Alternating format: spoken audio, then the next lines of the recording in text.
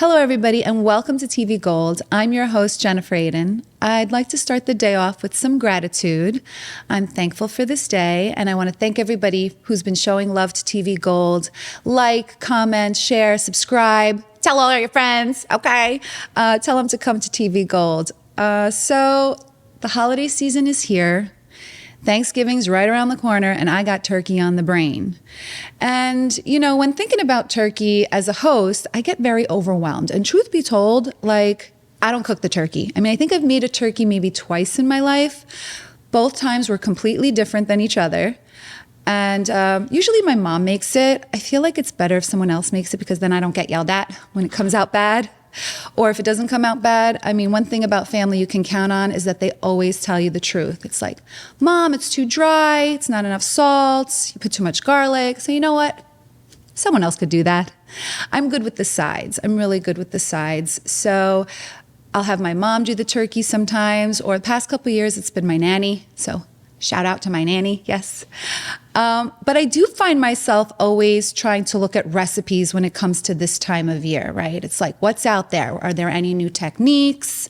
Do we want to brine it? Do we want to fry it? Do we want to roast it? And everybody's got to do Thanksgiving their way. So you can modify it, you know, as far as the apps. I mean, I'm from Turkey and there's always grape leaves at my table. So you do you. But I feel like the one standard thing that you got to have at a Thanksgiving dinner is the turkey, right? It's like the star of the show. Like, even if you don't do turkey, you got to have a turkey. How are you not going to have a turkey at Thanksgiving dinner? So here to talk turkey with me today, I have a fellow Long Islander, executive chef and owner of the Jackson Hall American Bar and Grill restaurant out on East Islip, Long Island. Please help me welcome Michael Landesberg. Hello, Michael, and welcome to TV Gold. Hello, Jennifer, and thank you for having me. I'm so happy to have you right now. You know, of course, I vetted you out before asking you to be here with some turkey tips. And I see you're known for your lobster rolls, and your lobster rolls are kind of viral. So tell me a little about your lobster rolls. So, yeah, you know, I started a couple of years ago over at Jackson Hall with two lobster rolls. You have your basics, which everyone knows, your New England, which is cold with the mayo. That's my favorite. And then the hot, which is Connecticut. And that's pretty much where, you know, anywhere you go, that's what you're going to find. And I wanted to be different. And I'm like, what can set me apart from every other restaurant? I was already known, like, wow, these lobster rolls are amazing. They're fresh. They're big. But what can make you different? And that's really what life's about, right? You got to stand out. You can be different than everybody else. I mean, I never knew there was more than one lobster roll. Like, that's news to me. Most people didn't. And then next thing you know, I started with my third lobster roll, which was the surf and turf lobster roll, which was filet mignon and lobster. And I did that because I butcher my own steaks and I butcher my own filet mignon. So what do you do with the tails and the tips and the scraps, the byproduct? Well, can't throw it in the garbage. So we cube it up and we take that filet mignon and we add it to the Connecticut. Now you have a surf and turf lobster roll. So there are different names for different lobster rolls. Right. And then I came up with my fourth lobster roll. And I'm from Long Island, just like you. Same exact town. That's crazy. Plainview. So I grew up in Plainview. And when I first connected with Mike, even though the restaurant is out on East Islip, he told me that he lived in Plainview. And I was like, oh my God, I grew up in Plainview.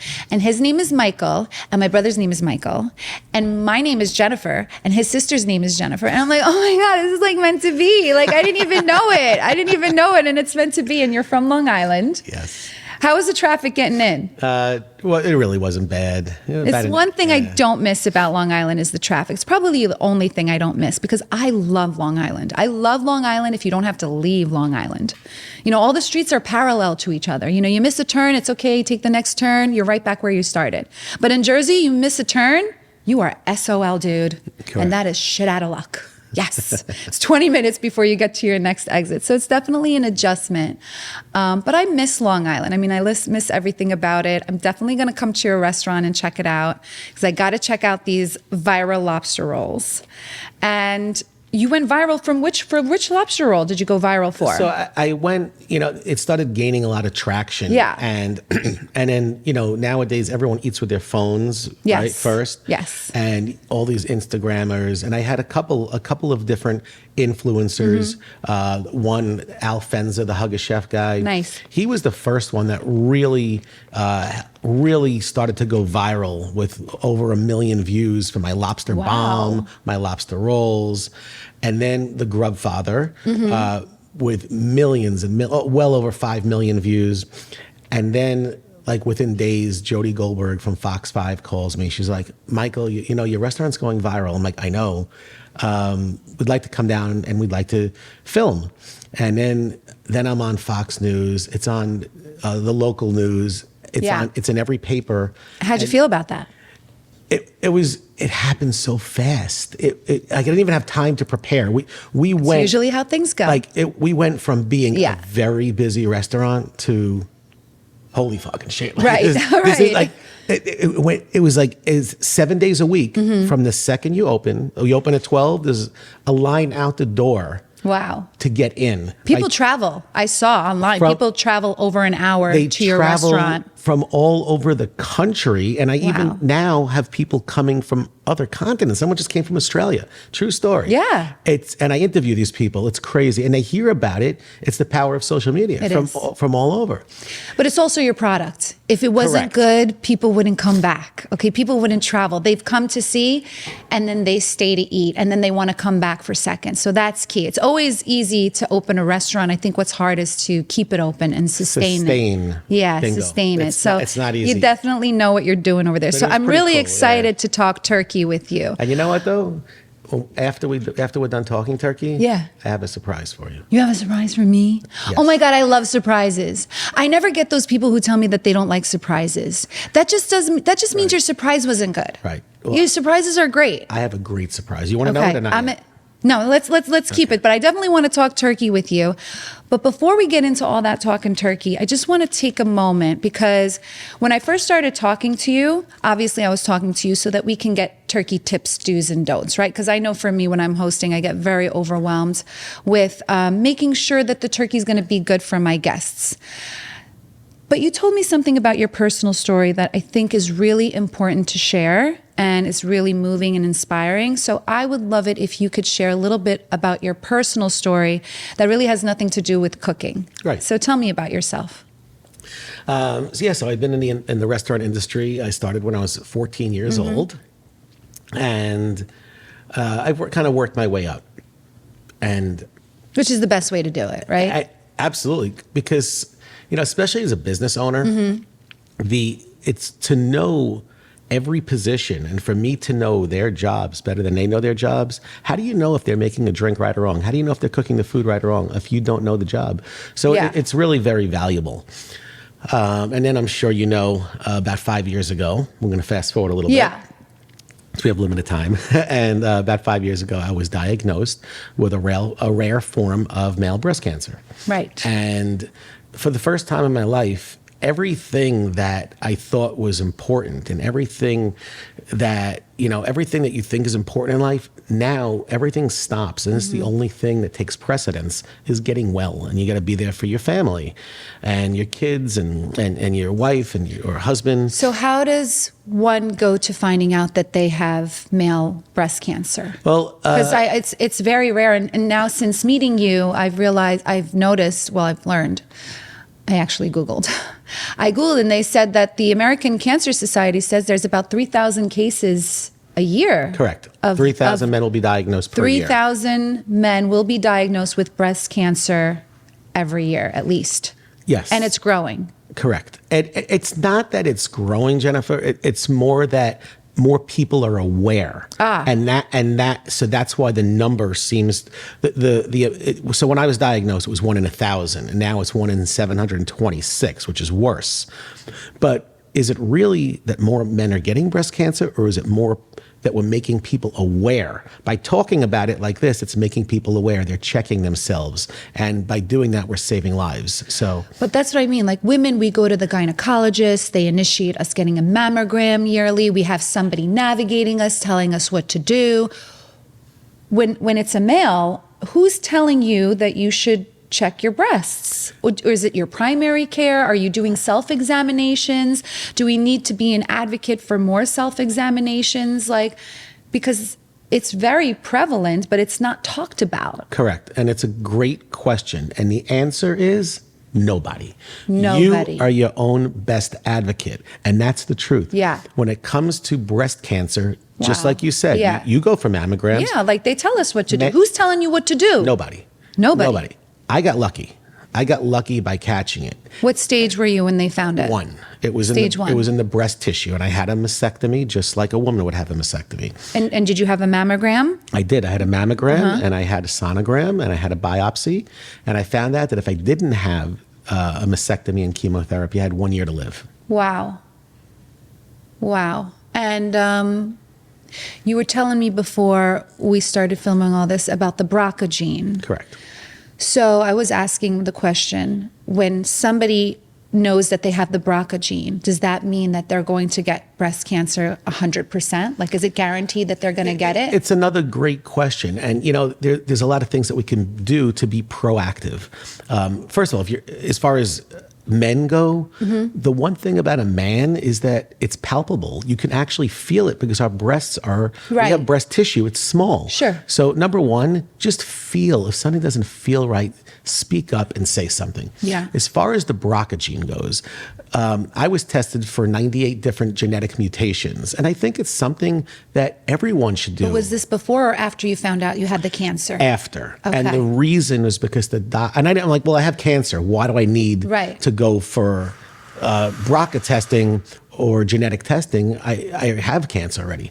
And I didn't know this, that if you have the genetics, the chances of your siblings having it are 50%, and the chances of your children having it are 50%. So it's really more to be proactive and help to potentially save your loved ones. So it's not guaranteed that they will have the cancer, but it's highly likely. It's not guaranteed, but as a woman, if you have the BRCA gene, the chances of you developing breast cancer are an astonishing 87%. Wow. And a man, the odds of a man getting breast cancer right now is 1 in 726. But if you have the BRCA gene, it's now 1 in 10. Wow. So knowledge is power. Yes. So I'm a big advocate of that. And if we know, we can be proactive. We could go for testing and screening and potentially save your life if we can catch something early. And that's with anything. Okay, so you find out you have the BRCA gene, you find out you have stage 1 breast cancer, you removed your breasts, and you're cancer-free for 5 years, yes? Correct. How did it affect you? Like, I see that you're an advocate, you're a voice. What did having breast cancer do to you? It really changed my whole perspective on life. And, when you think you're having a bad day, I promise you, it's not that bad. It's not that bad. This is a bad day. When you hear that you were diagnosed with cancer, nothing else is that serious. Yeah. And since then, I just don't take life that serious. I try to advocate and try to help others. I went through something that was tragic and was terrible. But if I can now teach others and spread awareness, and I could advocate, I could potentially help other people. I also now try to, listen, I'm very fortunate. My restaurant is one of the most successful restaurants on Long Island. And because of that, I now can help others, and I can, and not just with cancer.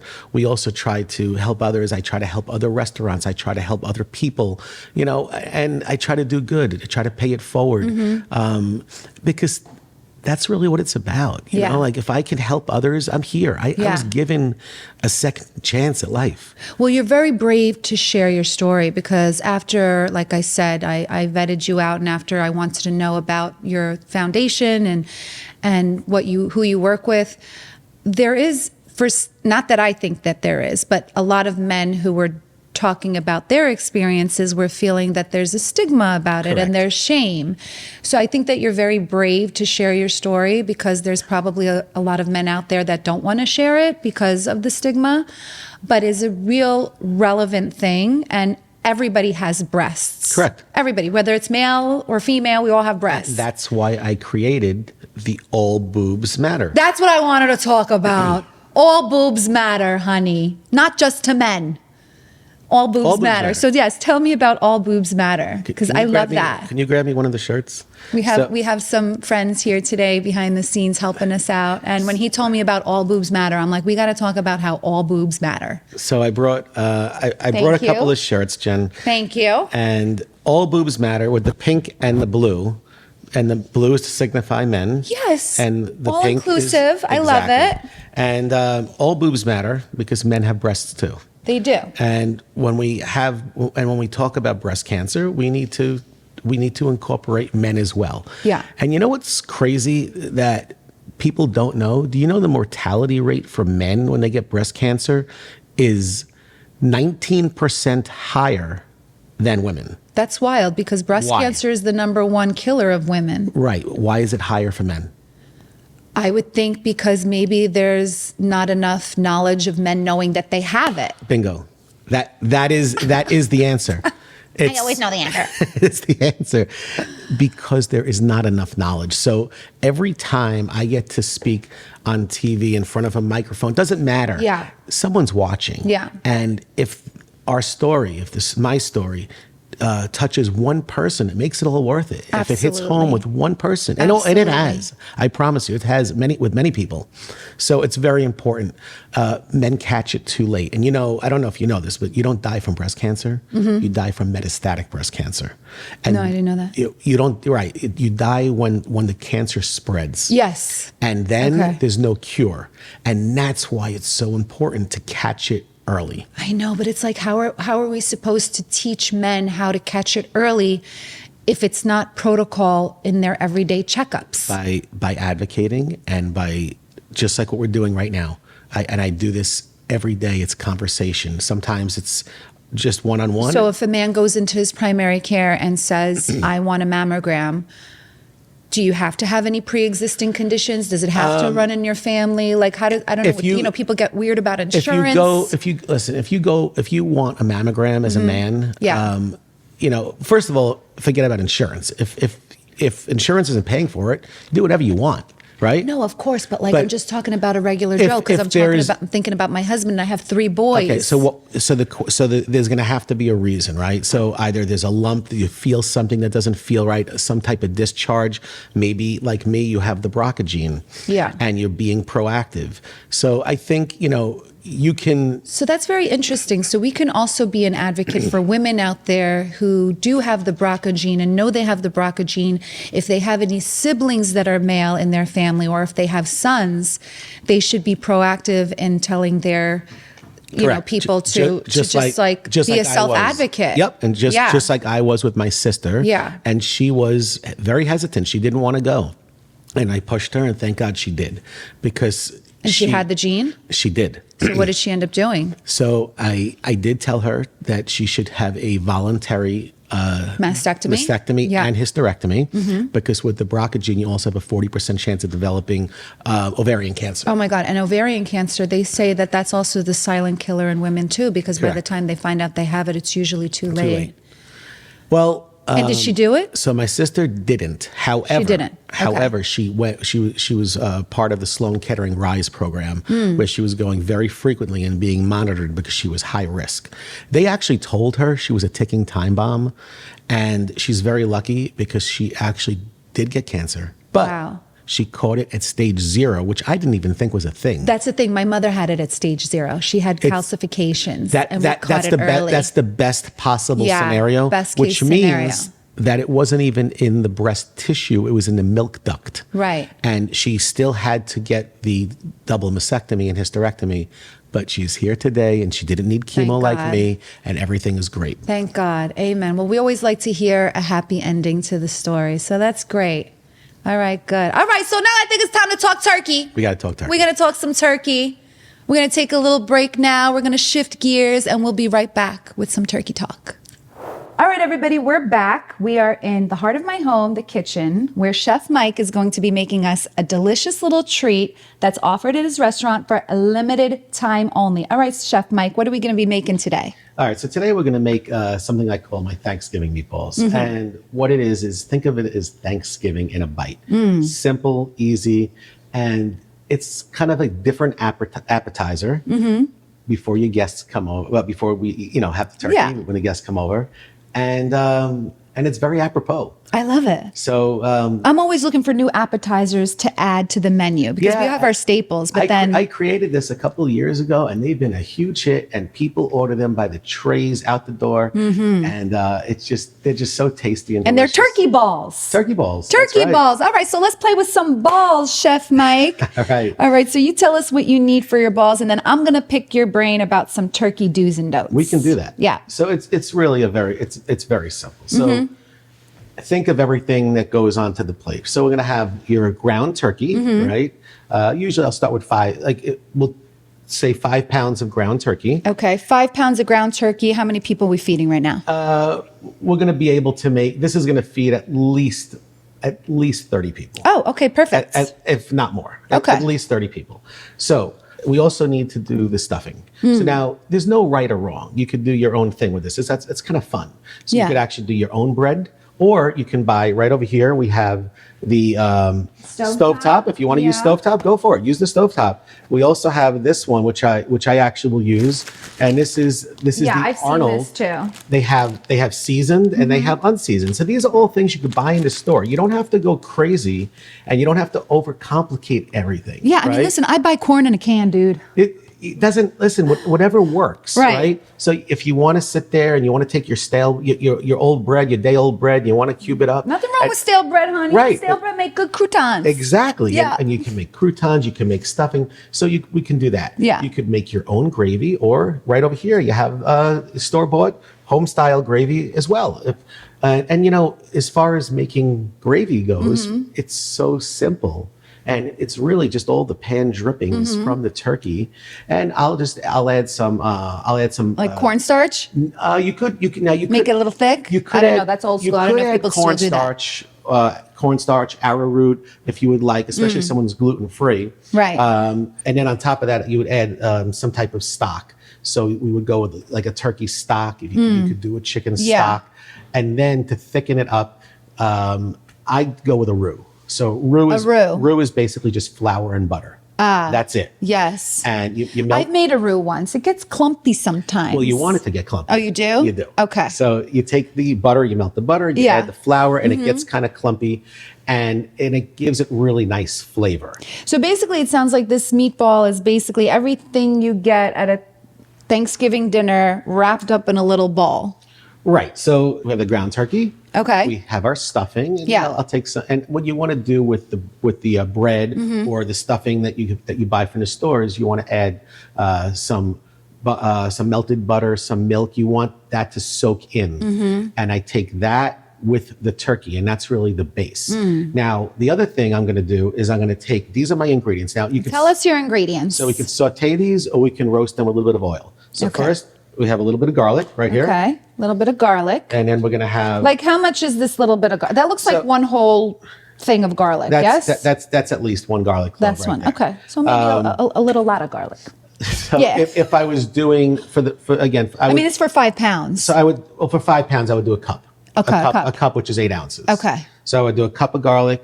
I'm going to go with a cup of diced onion. Beautiful. And you want to dice them small because you want to dice them small because you don't want to bite into big chunks. Totally. So I kind of dice them small, and then I'm going to saute them in some olive oil. So you saute all these ingredients together in a pan. Carrots. Love some carrots. Some celery. And then some fresh parsley. Oh, parsley. Okay. And then what we're going to do is we take, I love fresh herbs, some thyme and rosemary. Yeah, like every time I see a turkey recipe, they're always putting fresh herbs inside the turkey. So I'll show you some. So you take this sprig right here. This is thyme? This is thyme. Thyme. This is some thyme.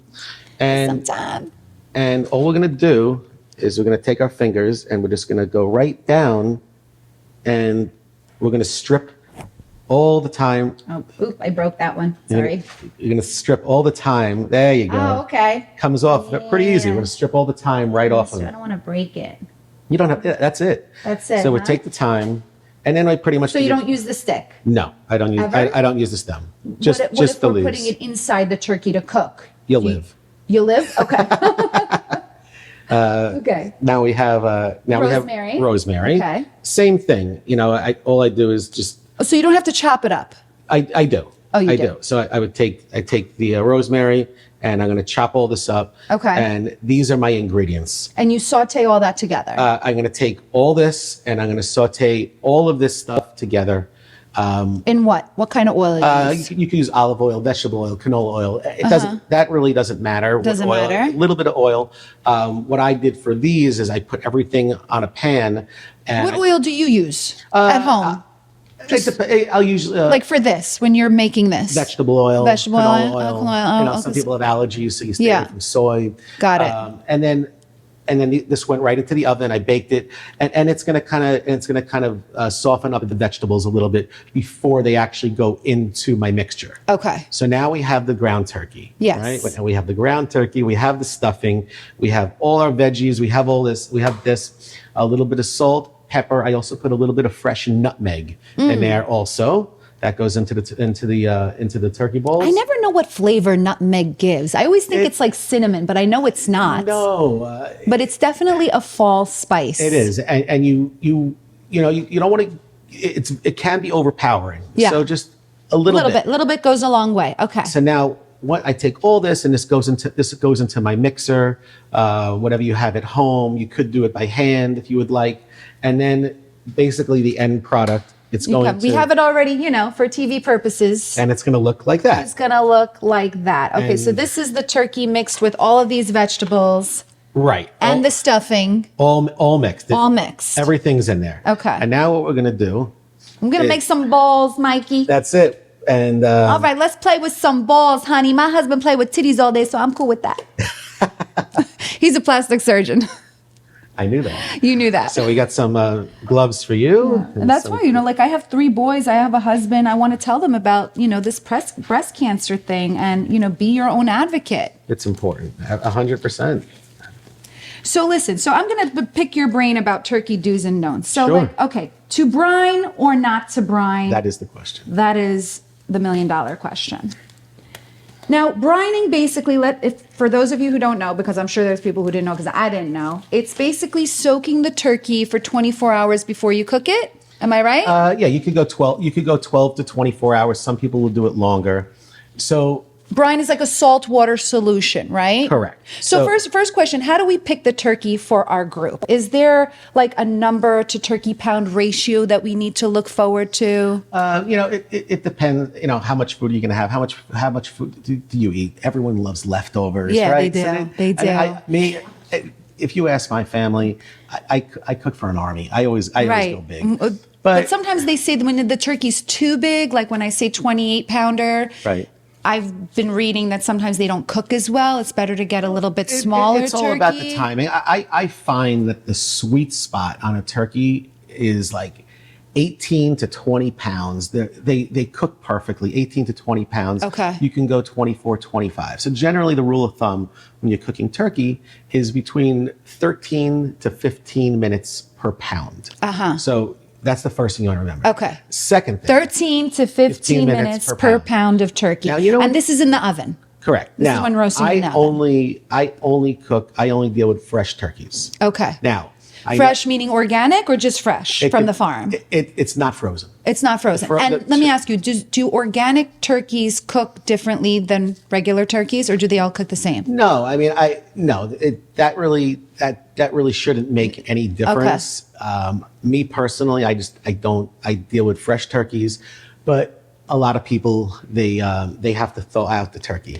So is it the same protocol, 15 to 18 minutes per pound of turkey, whether it's frozen or not? Depending on the size of the turkey, you could be looking at 48, 72 hours, 2 to 3 days to defrost the turkey. And the most important thing is you really want to avoid. Get that 2 to 3 days to defrost that turkey. So don't think you're taking it out the night before. You in trouble. You're not. And if you're doing it properly, so nobody gets sick, because we don't want anyone to get sick. Totally. So it has to. I mean, I always get a fresh turkey from the farm. And that's the best way. But if you have to get the frozen turkey. There are frozen. I mean, listen, ShopRite gives that free turkey. We ain't going to say no to a free turkey. No, not at all. No. Maybe we'll get a New Year's. Maybe we'll cook at New Year's or something. And the frozen turkey, you're going to thaw it out, and you want to thaw it in the refrigerator. In the refrigerator. It has to be in the refrigerator the entire time. Otherwise, it has to be under constant running water. You don't want to get anyone sick. Yeah. So now the turkey's thawed out.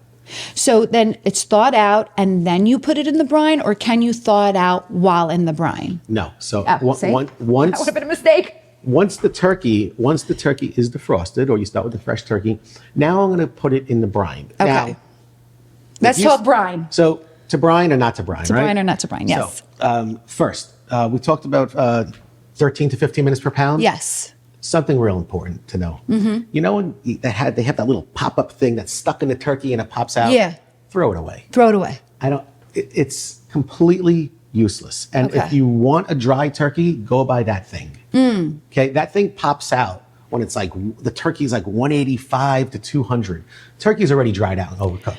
You're talking about the temperature of the when you're Correct. saying The internal temperature of your bird. So what you want to do is you want to take your meat thermometer, which I have Yes. right over here, and this right here. This is your best friend. And I even brought. Thank you. I even brought I wanted two one. for you. I have, Thank you. And I have two. Great. All right. I have two for you. This is extremely accurate. This is what we use in the restaurants.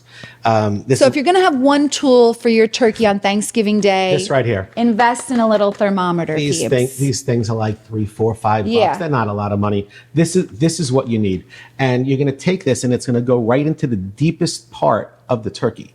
Now, do you leave it in there when you're cooking it? No. No. Okay. You want to Okay. check the temperature.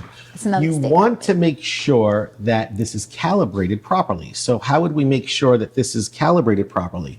So everyone knows the temperature of, you take a glass of ice, ice water.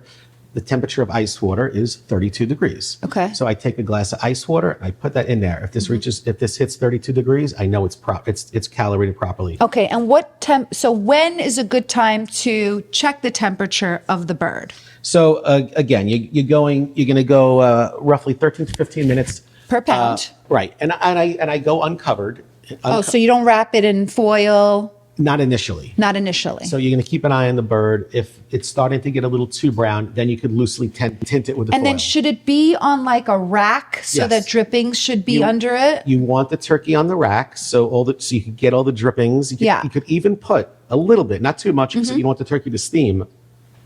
You could put a little bit of stock on the bottom, and you could kind of use that to make your homemade gravy as well. I like that idea. Yep. Because you have to have it on the rack so that you can collect the drippings. Correct.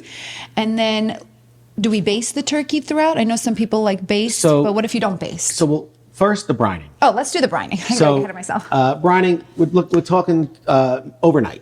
Overnight. One night is overnight, good. 12 hours. Okay. You don't need to over brine it, but because you don't want the turkey to become too salty. So no one knows, like, what do I do? So a few things. First, they have these store-made brines, and it really foolproof. Yeah, I see you brought some. Now, I did. So this one right over here, this is like really all in turkey brining kit.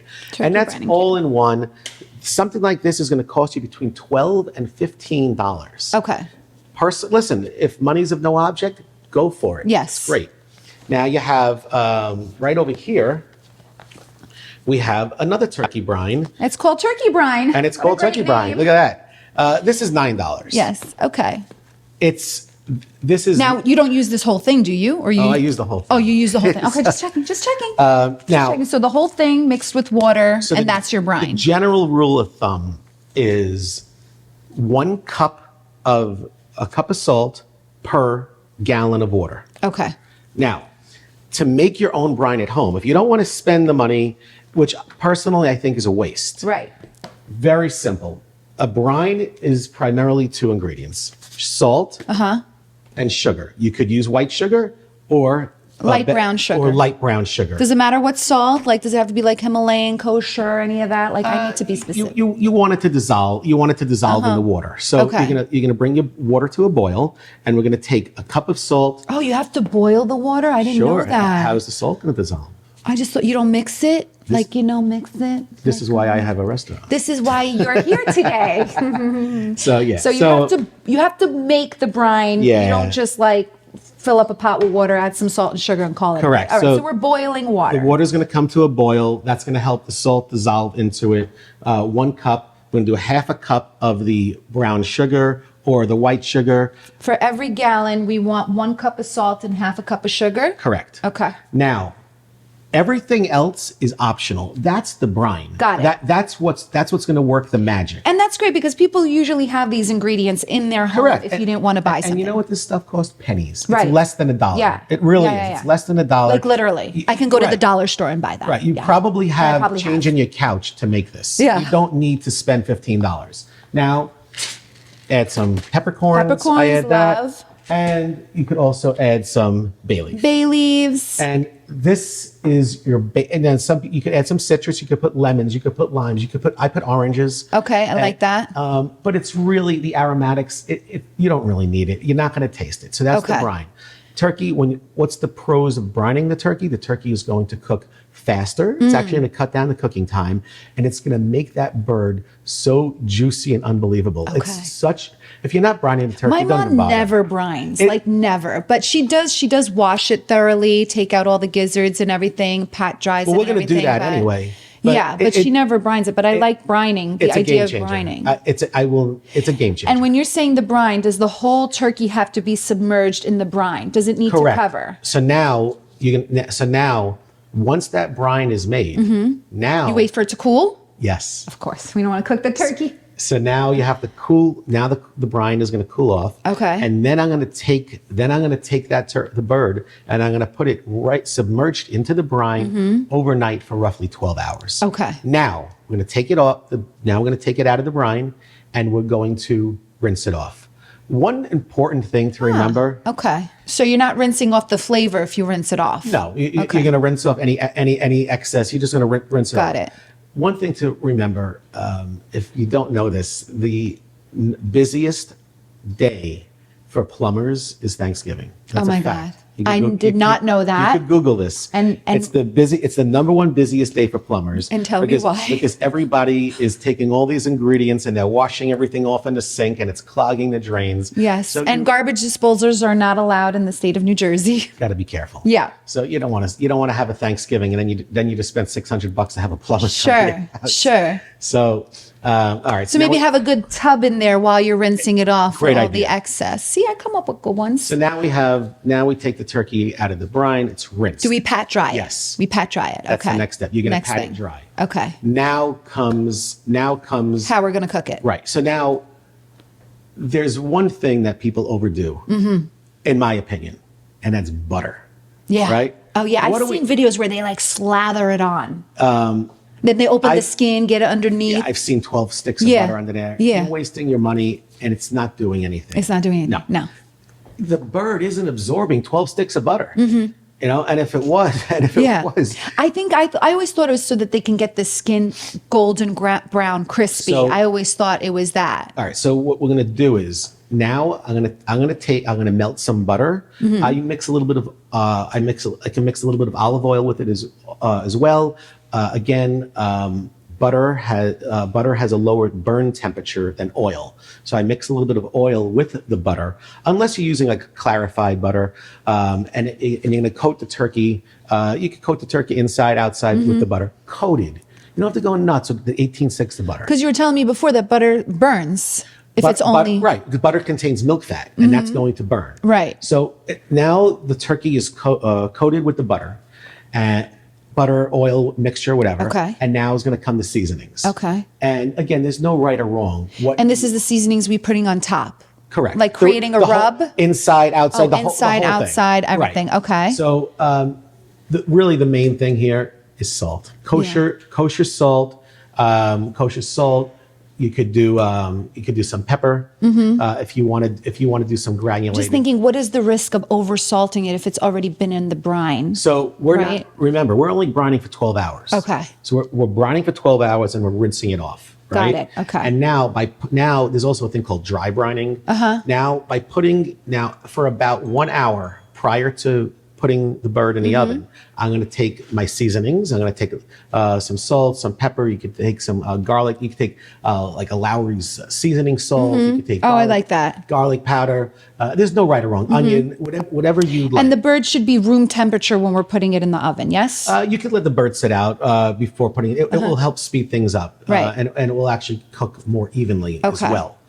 And What do you then- think about a cheesecloth? I've seen that. Like when they put a cheesecloth to make it golden brown, would you have to do all that butter stuff if you used a cheesecloth? It's not necessary. No, okay.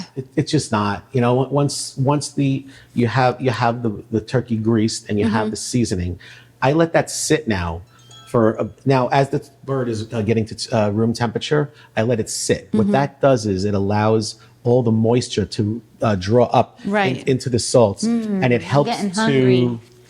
to make the skin nice and crispy. Nice. So now we're ready to put the bird in the oven. Beautiful. And so now we're gonna put the bird in the oven. And again, 13 to 15 pounds. We're gonna check it. 13 to 15 minutes per pound. We're gonna check it. If it's starting to get a little too brown, tent it with some foil. So you could put the foil on later after Yes. it's getting Right. If I see it starting to, yes, I'll put the foil on later. Okay. And if you have a 20-pound bird, you're looking at 3.5, 4 hours. Do we stuff the bird? Because I never stuff my mom likes to put stuffing, but nobody ever eats it. So in the restaurant business, we're not allowed to stuff the bird. Oh, it's no? actually a Board of Health violation. Oh. So there's two things. There's something that's called stuffing, and there's something that's called dressing. Stuffing is when you actually stuff the bird. Right. And again, it doesn't matter what you could use stovetop. You could make your own. You could put raisins. You can put cranberries. You can put apples. You could put sausage. It doesn't matter. And put like the apple like right in the crotch. What? You ever see that? Like Yes. right in the crotch, a big fat old apple? There's no right or wrong. There's no right or wrong. Whatever you do for your stuffing. So you can put it in the bird. But the problem with that is that stuffing acts as an insulator, and it's actually very dangerous. All the bacteria from the bird is dripping into the stuffing. Oh my God, we don't want that. And you can get somebody very sick. So in the restaurant, we cook it separately. Got it. If you absolutely insist on cooking the stuffing inside the bird, and when I go to my in-laws' house, they do. Yeah, my You mom. must take the stuffing out, and you must heat it up in the oven until that stuffing reaches a temperature of a minimum. And we use our little thermometer. We That's have it. our little thermometer. That's your best friend. So when the turkey is done, we take it out, and then when do we check the temperature? Do we wait for it to cool a little? Because what if we wait for it to cool, then we check the temperature, and then we realize we have to put it back in? So it's a great question. I mean, I got a lot of them. Great question. Yeah. So we're learning something over here, folks. we could periodically check it when you're looking for the deepest part of the turkey, Which is the breast. The breast. You put in the breast until you feel the bone? No. Don't feel the bone. No. Right, like somewhere in the middle. Somewhere in the middle. Okay. You want to go somewhere somewhere in the middle. You don't want to hit the bone, and you're looking for an internal temperature about 165. Now Okay. remember, just like you said, when the turkey comes out, it's going to rest. And you want the turkey to rest for about 20 minutes. What Okay. that does is all of the juices redistribute, and heat always travels from the outside to the inside of the bird. It always travels from where it's hot to where it's cold. Right. And that's also going to prevent the turkey from completely all the juices dripping out and bleeding. Same thing with a steak or Yeah. or prime You're rib. not supposed You to want- like cut into it right It's away. going to bleed all over the place. Right. And if you let it rest for about 20 minutes, again, all the heat's going to travel into the middle. The temperature is going to go up. It's still going to continue to cook once you take it out. That's what I'm thinking. Yeah. So you're looking. I usually pull mine out. I pull it out at around 160. When it hits 160, after about 20 minutes, you put that thermometer back in. That's going to be up there to about 165. Okay. And what do we want ideally for a cooked turkey? Is it 165? That's what Yeah. we're looking if you're for? If you're going higher than that, the bird's going to be dry. Okay. And no one likes a dry turkey. No, That's why I don't do it. And people So don't yell at me, Mom, it it's- wasn't good. You put too much salt. You didn't put enough of this. You didn't put enough of that. Next time you make it. Yep. You make it. Or you can make it. You can come over and make it, but I'm sure you're making stuff for everybody.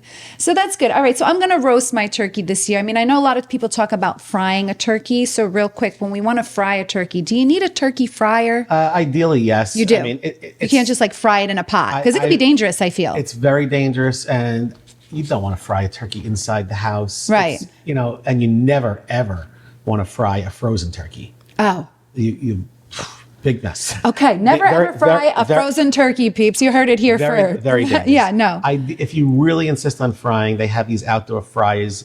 The turkey must be completely defrosted, and you're going And to dry? and dry. So no slathering butter if you're frying it. It's not necessary. It's not necessary. Okay. If you're frying it, it's pointless. Any particular oil to use? I know a lot of people like to use peanut oil, but there's so many allergies out there. Exactly. So it depends. Like you can use peanut, canola, vegetable oil, soy oil. You generally want an oil with a hot. Can you use avocado oil? You can. Okay. I mean, the thing like olive oils and avocado oil, they have lower burn temperatures. Right. So you're generally looking for an oil with a higher burn temperature. Right. But if you're going to do it, you would fry it outside. It's with a turkey fryer. Correct. If you're going to do it. And you really got to be careful. That grease will splatter and you're going to get burned. So it's something that I don't think it's necessary. I think you can make a turkey. I mean, unless you're really in a time crunch. Yeah. But because it is faster. It is. It's going to cut it down in half. Yeah. But is it necessarily better?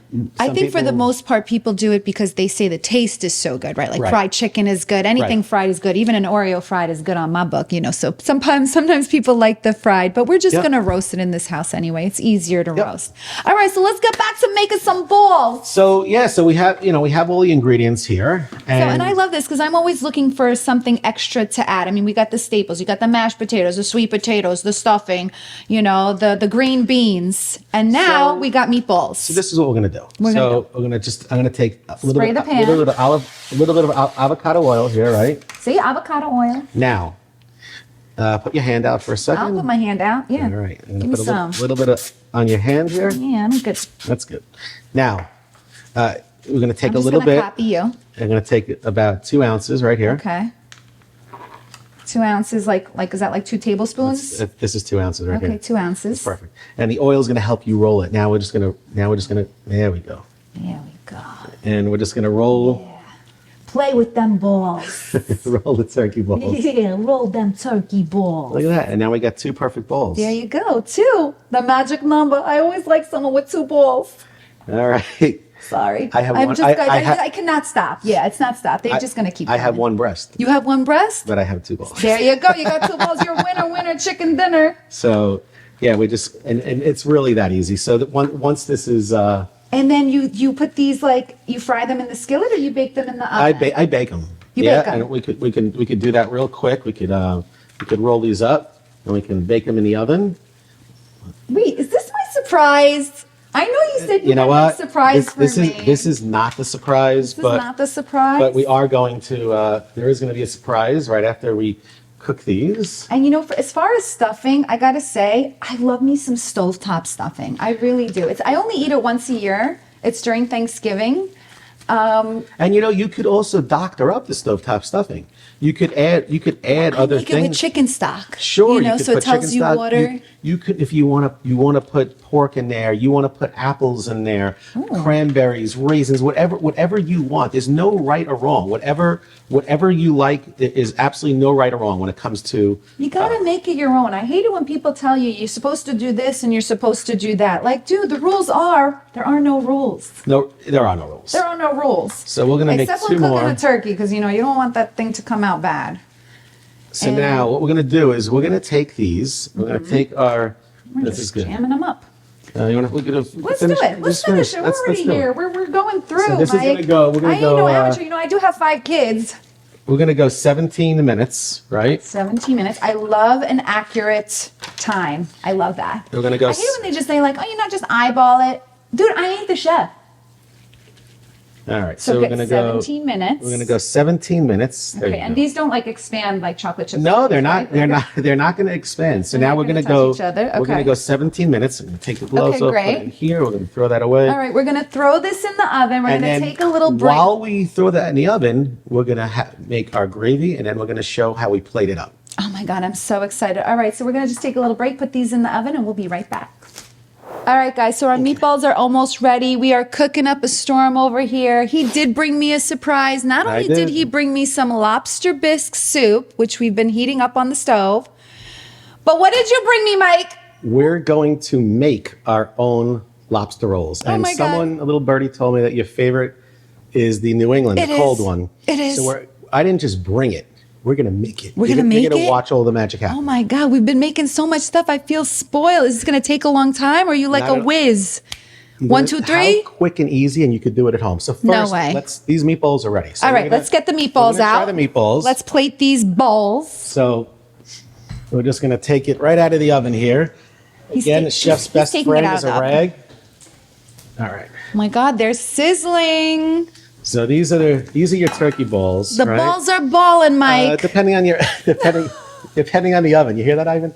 Depending on the oven. We were saying like the bisque is bisking, the butter is buttering, and these balls are balling. So now we have our gravy, right? We got the gravy.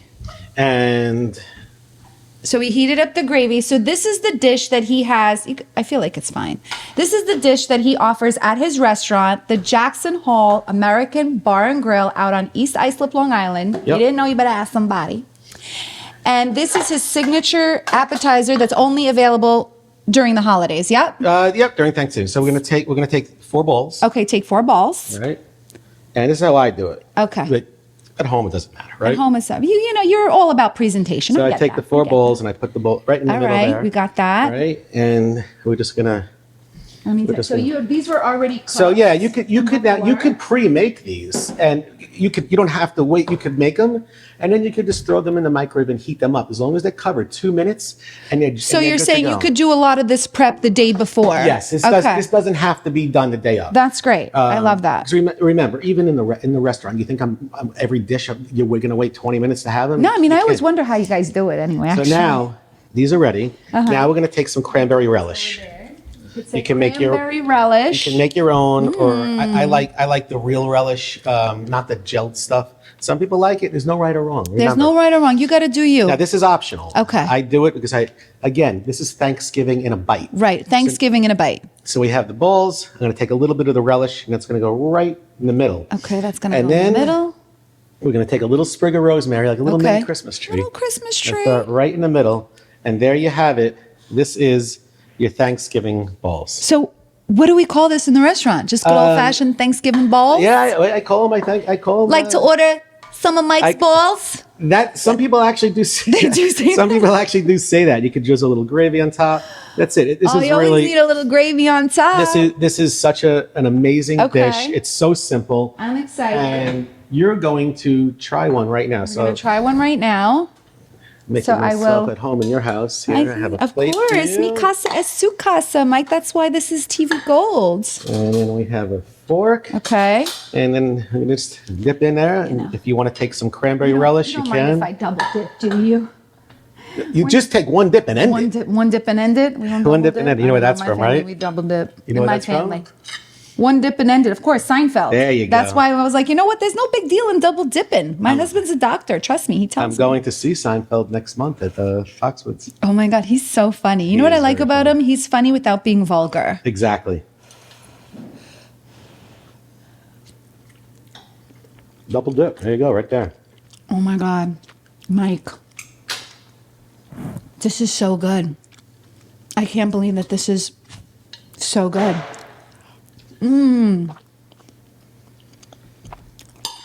It's hot though. Literally it's definitely hot. And like I said, you could take a little of the cranberry relish. Don't mind if I do. Don't mind if I put a little relish. When you think of Thanksgiving, you think it's turkey, it's stuffing, it's relish. You got your veggies, you got your gravy. It's all in one bite, and it's so easy. Oh my God, I think I may even like this. I never even had a turkey that tasted this good. But you know what? Some people can't do this at home. That's why you come to Jackson Hall. So if you can't do this at home, you go to Jackson Hall. Right. In East Islip. In East Islip. American Bar and Grill. 335 East Main Street, East Islip. 335 East Main Street in East Islip. There you go. All right. So you like my balls? I love your balls. Great. So now we're going to... You know, honey, it's all about the lobster. So now we're going to set this aside, and we're going to... I made some surprises for you, right? So I'm known for my lobster bisque. Yes. I'm known for my lobster rolls. The lobster I'm known for the lobster bomb. You know about the bomb? No, what's the bomb? All right. So the bomb is this homemade, every day I get them fresh baked bread bowl. Okay. I butter poach the lobster, toast the bread bowl, put my famous lobster bisque in there. Then I take the Then I take over a half a pound of butter poached lobster, and then more lobster bisque. It's unbelievable. And it's like a lobster bomb. It's the bomb. It's like the lobster bomb is the I'm gonna bomb. let you try. I heated this up. This is his lobster bisque soup, people. This is the famous lobster bisque. Oh my God.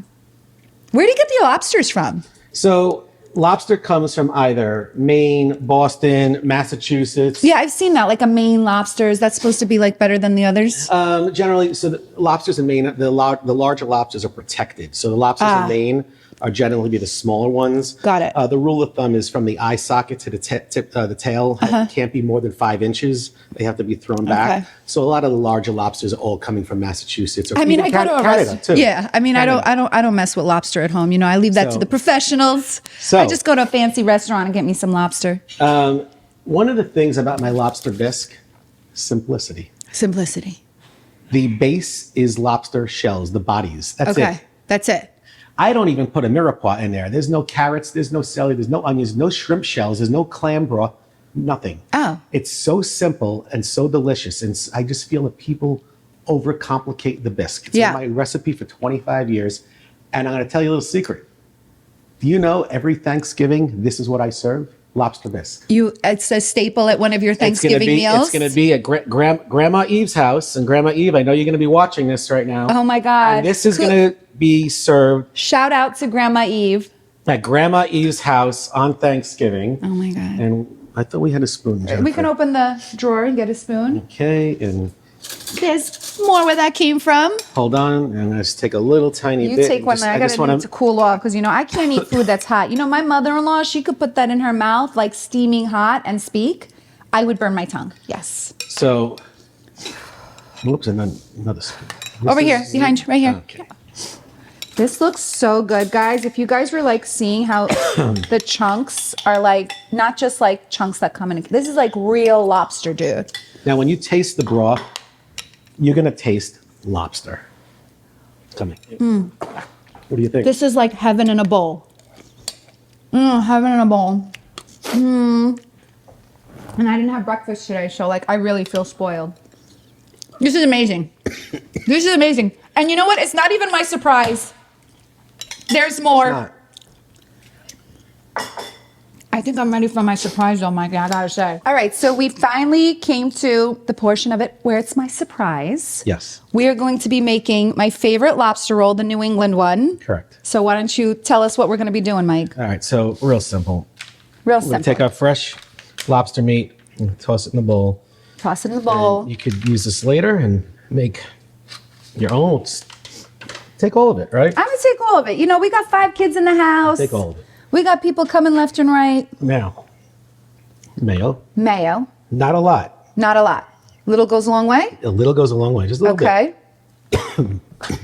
The star of the show. The star of the show Is the lobster. Is the lobster. We don't want Little to. celery.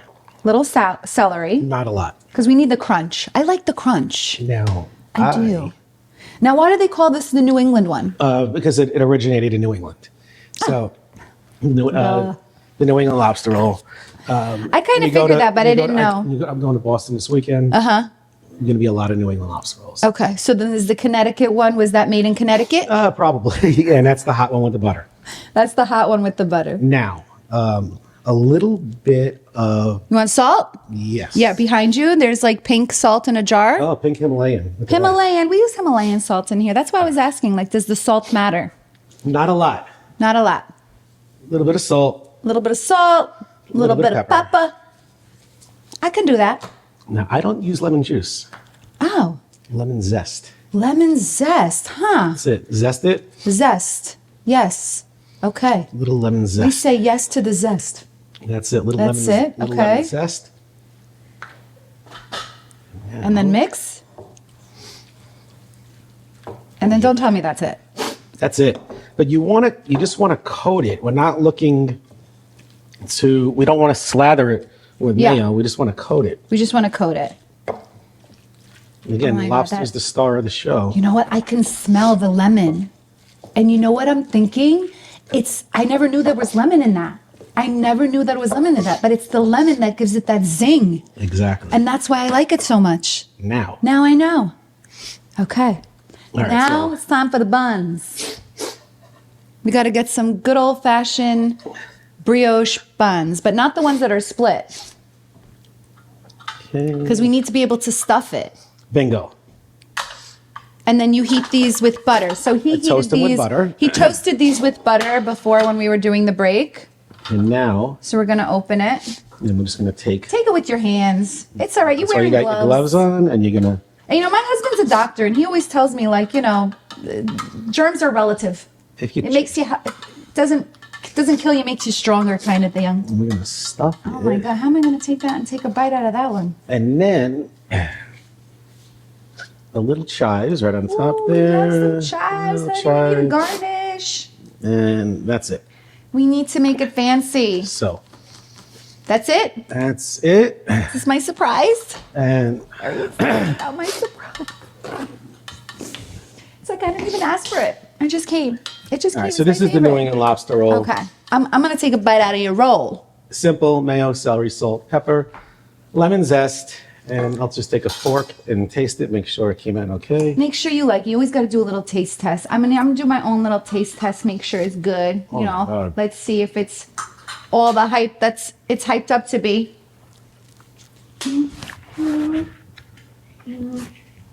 I take this bite. Let me grab you a. Oh my God. This is the best thing in my life. This is literally, I couldn't even bring, sorry. This is what we serve at Jackson Hall. You brought Jackson Hall to me, I did. and I thank you. I did. All the way from Long Island, peeps.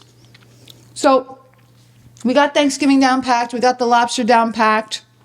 You've been amazing. This has been amazing. I mean, I got a fabulous guest and a fabulous lunch all in one day. I want to it. say thank you so much. You're welcome. Thank you so much for being here. Guys, make sure you check out Chef Mike Landesberg at the Jackson Hall American Bar and Grill out on East Islip, Long Island. Check out his balls. Tell him I sent you, and make sure you order the lobster roll. Until next time, this is TV Gold. Bye now.